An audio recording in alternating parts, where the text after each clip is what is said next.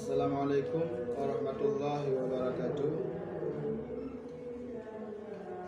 Alhamdulillah, alhamdulillahi rabbil alamin. Wassalatu wassalamu ala sayyidina Muhammad wa ala alihi wa sahbihi ajma'in. Hadirin, ini pembahasan kitanya tentang yaitu kitab Sulam Munawwarat, yaitu tentang pembahasan ilmu mantik yang berkaitan dengan logika. Dalam pasal yang menyatakan fil jawazil istighali bihi, artinya kebolehan kita untuk menuntut ilmu mantik.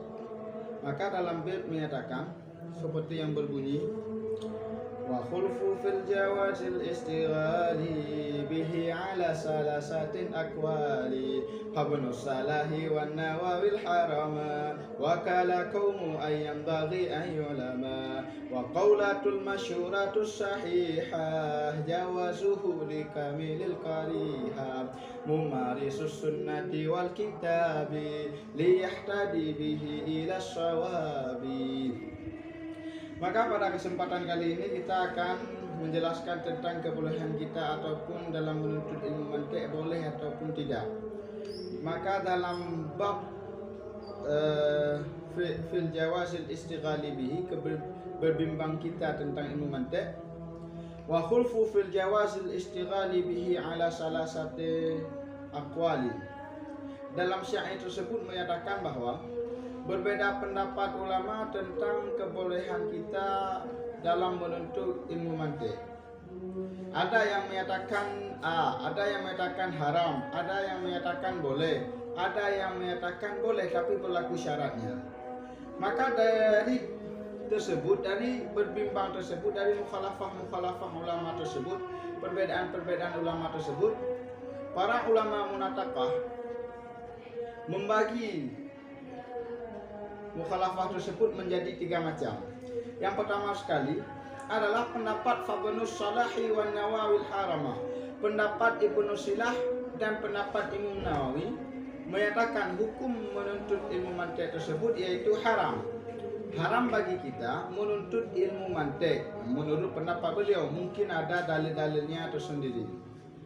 Wa qala qaumu yang bagi an yu'lama, dan berkatalah satu kaum. Dalam kaum ini pernah terdapat dalam syarah kitab Sulam Munawwarat, itu kitab ini, syarahnya Kawaisuni, menyatakan bahwa dalam kaum tersebut termasuk ulama besar yaitu Imam Ghazali, pengarang kitab yang kita kenal Ihya Ulumuddin, yang tidak terasing lagi di kalangan masyarakat dan apalagi di kalangan para santri.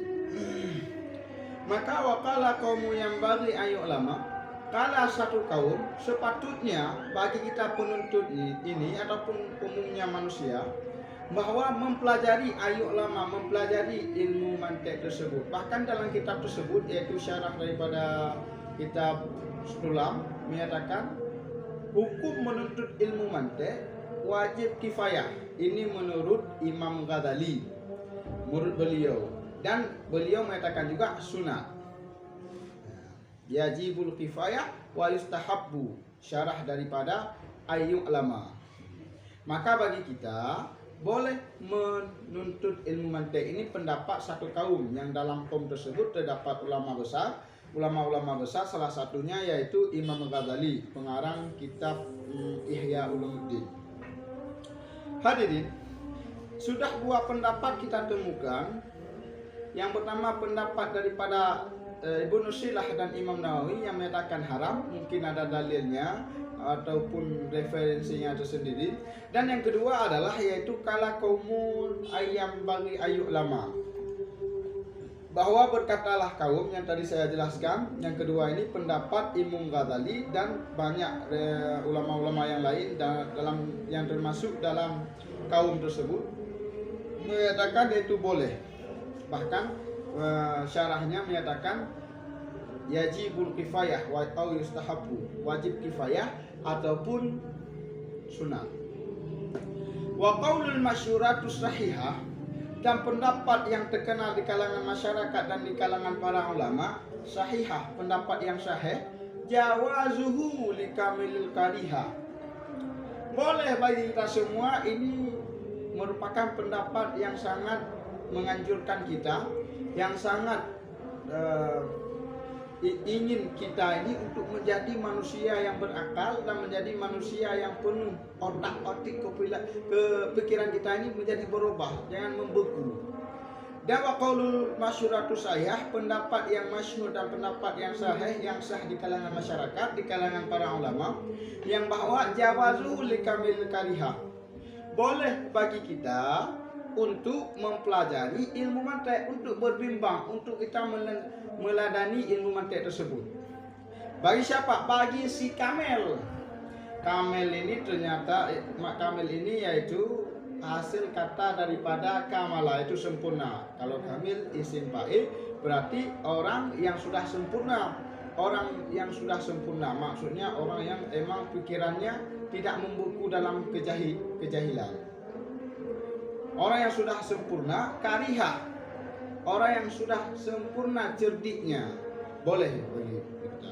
Termasuk salah satu orang yang sudah sempurna cerdiknya ataupun pandainya tersebut, bakatnya bisa juga diartikan, yaitu orang-orang yang emang pemikiran tersebut tidak selalu membawa alasan-alasan yang membawaki kepada kejahilan, tapi selalu membawaki alasan-alasan yang penuh dengan makna dan penuh dengan nasihat dan penuh dengan kata-kata yang berguna bagi masyarakat dan kaum-kaumnya semua.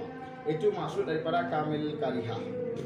Maka bagi kita boleh untuk mempelajari ilmu mantiq. Ini pendapat yang membolehkan untuk kita mempelajari ilmu mantiq tersebut. Memarisus sunnati wal kitabi, supaya mengapa khusus bagi orang yang kamilul karihah? Supaya yaitu terpelihara sunnah, hadis-hadis Nabi dan kitab-kitab yaitu Al-Quran. Terpelihara maknanya tidak salah kita dalam mengartikan kalimat dalam Al-Quran, kalimat dalam hadis Nabi, seperti nanti dalam bab dalam bab fil bayani kulli wa kulliyah wa juz'i juz'iyah. Itu salah satu menyatakan tentang hadis Nabi wa kullu zakal yasajawuni. Di situ ada jelaskan Nabi pada suatu hari yaitu sholat. Waktu sholat Nabi ringkas sholatnya. Ditanya sama sahabat, ya Rasulullah, kenapa engkau sholat cepat sekali, pendek sekali? Apakah engkau kasar ataupun engkau lupa? Ataukah demikian? Ya, ataupun engkau memang memendekkannya? Maka Nabi menjawab, kullu zakal yasaja'u, semua itu bukan. Nabi memakai dengan kata-kata kullu. Maka dalam ilmu mantiq tersebut dijelaskan bagaimana pengertian kullu tersebut. Apakah menyeluruh ataupun kuliah kullu yang model afrad. Maka akan dijelaskan nanti dalam pembahasan bab-bab pasal-pasal yang bersangkutan dengan ilmu mantiq. Maka perlu bagi kita, kalau pendapat saya sendiri, kalau tungku tanya, kalau anda tanya, tungku tanya kepada saya, hukum mempelajari ilmu mantiq sepatutnya kita pelajari. Karena dengan kita mempelajari ilmu mantiq sehingga perkataan-perkataan dalam hadis, yaitu perkataan Nabi dan firman-firman Allah Ta'ala, kita dapat mencernanya dengan baik, tidak langsung mentah-mentah kita mensyarahnya, menjelaskannya, tapi kita penuh dengan logika-logika yang cerdik, yang pandai. Maka wajar pengarang kitab ini tersebut waktu kecil sudah menjadi aulia, dan beliau termasuk orang yang pandai karena mengarang kitab ini dalam waktu yang sangat singkat. Ya, memarisus sunnati wal kitabi, langsung lihat tadi bihi ila sawabi. Ini yang menjadi referensi kita supaya lebih terpetunjuk, yaitu untuk menunjuki kita kepada jalan yang benar. Lawan daripada kata benar adalah salah. Maka kita patut belajar ilmu mantiq tersebut supaya diri kita ini tidak membawaki kepada salah. Apalagi yang lebih utama para santri-santri dan para santri yang sudah mengajar, santri-santri yang sudah memberi ilmu kepada orang yang lain, ini wajar dan patut bagi kita untuk mempelajari ilmu mantek tersebut. Maka seharusnya kita harus selalu muladzamah, harus selalu istiqamah dalam mempelajari ilmu mantek dan mendengarkan kita dengarkan ceramah-ceramah ataupun kita dengarkan penjelasan daripada guru kita supaya kita dapat mempraktekkannya nanti waktu sudah selesai mempelajari ilmu tersebut. Ya hadirin, ada pertanyaan? Kalau tidak ada, alhamdulillah, maka cukup di sini dulu yang saya sampaikan, pembahasan tentang kebolehan kita berbimbang dalam ilmu mantek. Semoga Allah merahmati kita dan semuanya dirahmati oleh Allah. Amin ya rabbal alamin. Wallahu a'lam bishawab.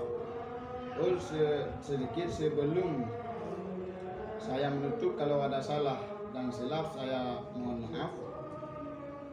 Wabillahi taufiq wal hidayah. Wallahu a'lam bishawab wa ilaihi marji'un al ma'ab.